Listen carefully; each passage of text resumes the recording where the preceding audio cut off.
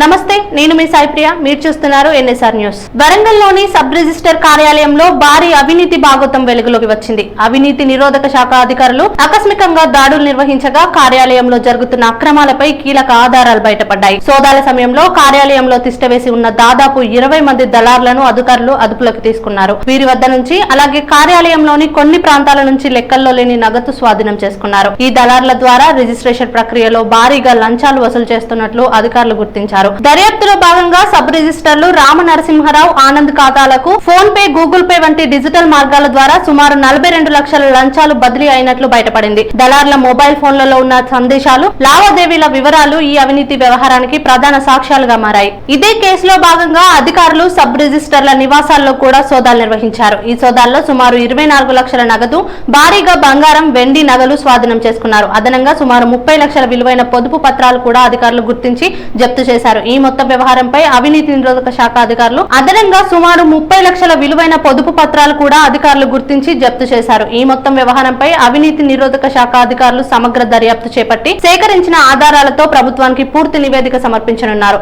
ఈ ఘటన వరంగల్ జిల్లాలో సంచలనం సృష్టించగా ప్రభుత్వ కార్యాలయాల్లో జరుగుతున్న అవినీతిపై మరోసారి తీవ్ర చర్చకు దారితీసింది. ఇలాంటి ఇంట్రెస్టింగ్ వార్తల కోసం చూస్తూనే ఉండండి ఎన్ఎస్ఆర్ న్యూస్.